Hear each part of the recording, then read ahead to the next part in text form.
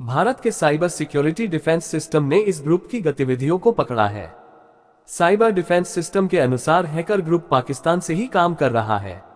भारतीय अधिकारियों ने कहा कि एक तरफ पाकिस्तान की ओर से एलओसी पर लगातार सीजफायर का उल्लंघन हो रहा है, तो वहीं एओके हैकर ने साइबर सिक्योरिटी में सेंध लगाने का प्रयास किया है। यही नहीं, इन हैकर्स ने आर्मी पब्लिक स्कूल श्रीनगर और आर्मी पब्लिक स्कूल रानीखेत की वेबसाइट को भी कुछ वक्त के लिए हैक कर लिया था।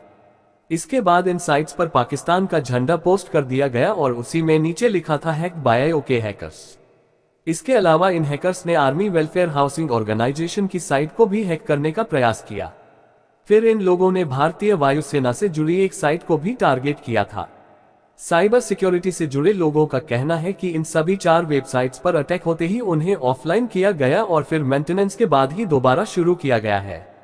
अब तक की जांच के अनुसार कोई सूचना लीक नहीं हुई है और ऑपरेशनल सिस्टम में भी किसी तरह की सेंध लगने की जानकारी नहीं मिली है। इससे साफ है कि पाकिस्तान ने साइबर अटैक की कोशिश की है, जो नाकाम रही है। बता दें कि इस बीच एलओसी पर भी बीते 2 दिनों से पाकिस्तान लगातार सीजफायर का उल्लंघन कर रहा। कुपवाड़ा समेत कई इलाकों में पाक सेना की ओर से एक तरफा फायरिंग की गई। इसके जवाब में सेना ने भी एक्शन लिया है। दरअसल वॉर एक्सपर्ट मानते हैं कि यह एक तरह का हाइब्रिड वॉरफेयर है, जिसमें जंग के लिए परंपरागत तरीकों के इस्तेमाल के अलावा अन्य माध्यमों से भी नुकसान पहुंचाने की कोशिश होती है। साइबर अटैक, प्रोपेगेंडा, आतंकवाद और सेना से सीधी जंग जैसे सभी तरीकों को मिलाकर पाकिस्तान भारत से हाइब्रिड वॉरफेयर छेड़ना चाहता है। इस बीच पाकिस्तानी हैकर्स ने राजस्थान शिक्षा विभाग की साइट को कुछ वक्त के लिए हैक करने में सफलता भी पाली। आतंकियों से लड़ते हुए शहीद हुआ था पुलिस जवान, अब मां को पाकिस्तान भेजने की तैयारी। जम्मू कश्मीर न्यूज। जम्मू कश्मीर में पुलिस अधिकारियों ने 60 पाकिस्तानी नागरिकों को चिन्हित किया है, जिन्हें सरकारी आदेश के मुताबिक जल्द से जल्द भारत छोड़ना होगा। इन्हीं 60 लोगों में एक नाम 2022 में शहीद पुलिस जवान मुदासिर अहमद शेख की मां शमीमा अख्तर का भी है। जम्मू कश्मीर के पहलगाम में हुए आतंकी हमले के बाद सरकार ने भारत में रह रहे पाकिस्तानियों को वापस भेजने का फैसला लिया था। इसी सिलसिले में जम्मू कश्मीर के अधिकारियों ने भी राज्य में रह रहे 60 पाकिस्तानी नागरिकों को वापस भेजने की प्रक्रिया शुरू कर दी है। इन 60 लोगों की सूची में सबसे ज्यादा ध्यान खींचने वाला नाम 2022 में हुए एक एनकाउंटर में शहीद हुए पुलिस जवान मुदासिर अहमद शेख की मां का शमीमा अख्तर का भी है।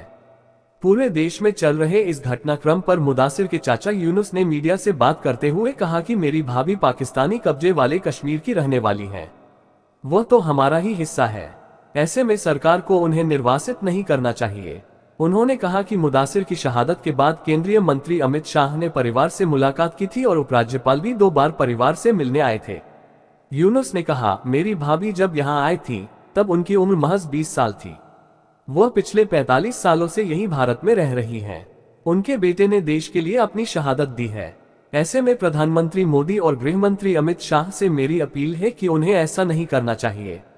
जम्मू कश्मीर पुलिस के जवान मुदासिर अहमद शेख 2022 में पाकिस्तानी आतंकियों के खिलाफ चलाए जा रहे एक अभियान का हिस्सा थे, जिसमें गोलीबारी की गई।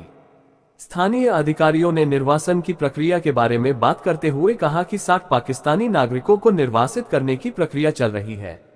निर्वासित किए जा रहे लोगों में से ज्यादातर पूर्व आतंकवादियों की पत्नियां और उनके बच्चे हैं, जो आतंकवाद छोड़ चुके लोगों के लिए 2010 में चलाई गई पुनर्वास नीति के तहत घाटी में लौटे थे। अधिकारियों ने बताया कि इनमें से 36 पाकिस्तानी श्रीनगर में, 9 बारामूला और कुपवाड़ा में, 4 बडगाम में और 2 शोपियां जिले में रह रहे थे। इन सभी लोगों को बसों में भरकर पंजाब लाया जाएगा, जहां से अटारी बॉर्डर के जरिए इन्हें पाकिस्तानी अधिकारियों को सौंप दिया जाएगा। तुम तो कश्मीरी नहीं लगते, हिंदू हो क्या? पहलगाम में हमले से एक दिन पहले भी उसी आतंकी ने पूछा था धर्म। कश्मीर के पहलगाम में आतंकियों ने 22 अप्रैल को धर्म पूछ कर पर्यटकों को गोलियों से भून दिया था। इस हमले में 25 पर्यटकों समेत कुल 26 लोगों की मौत हो गई थी, जबकि 17 लोग घायल हो गए। निया इस मामले की छानबीन कर रही है। पिछले मंगलवार यानी 22 अप्रैल को कश्मीर के पहलगाम में जवानों की वेशभूषा में आए कुछ आतंकियों ने पर्यटकों की धर्म पूछ कर उन पर गोलियां बरसाई थी, जिसमें 25 पर्यटकों समेत कुल 26 लोगों की मौत हो गई थी। अब इस हमले से जुड़े कई नए वीडियो और दावे सामने आ रहे हैं, जो आतंकियों की साजिश का पर्दाफाश कर रहे हैं। इस बीच महाराष्ट्र के एक परिवार ने दावा किया है कि 22 अप्रैल की घटना से एक दिन पहले यानी 21 अप्रैल को भी आतंकियों ने उनसे बैसरन घाटी में धर्म के बारे में पूछताछ की थी। महाराष्ट्र के जालना के रावगढ़ इलाके के निवासी संजय राउत अपनी पत्नी और बेटे आदर्श के साथ कश्मीर घूमने गए थे। बकौल आदर्श राउत 21 अप्रैल को वह सपरिवार पहलगाम में ही थे। आदर्श ने बताया कि 21 अप्रैल को वह घोड़े की सवारी करने और घाटियों की सैर करने बैसरन घाटी गए थे। सैर करने के बाद वह एक मैगी स्टॉल पर रुके थे। इस दौरान एक अजनबी शख्स ने उससे बातचीत शुरू कर दी।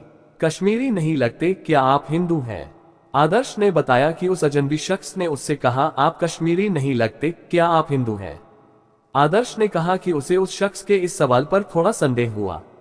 इसके बाद उसने जवाब दिया कि मैं यहीं का रहने वाला हूं। आदर्श के मुताबिक फिर उसने उस अजनबी से ज्यादा बातचीत नहीं की और वहां से चला गया। इसके बाद अगले दिन राउत परिवार श्रीनगर चला गया और उधर 22 अप्रैल को बैसरन घाटी में दोपहर 2:30 बजे के करीब आतंकियों ने गोलियों से पर्यटकों को भून डाला। निया को ईमेल कर दी जानकारी। जब इस हमले के बाद संदिग्ध आतंकियों के स्केच और फिर तस्वीरें जारी की गईं तो इस परिवार के आदर्श राउत ने उस आतंकी को पहचान लिया जिसने उससे हमले के एक दिन पहले यानी 21 अप्रैल को धर्म के बारे में पूछताछ की थी। आज तक की एक रिपोर्ट के मुताबिक जालना लौटने के बाद आदर्श ने ईमेल के जरिए निया को ये जानकारी दी और संदिग्ध के साथ उस दिन हुई बातचीत का पूरा विवरण दिया।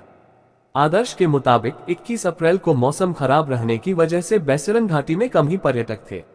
आदर्श ने यह भी बताया कि जिस स्थान पर हमला हुआ वहां कड़ी सुरक्षा की गई है।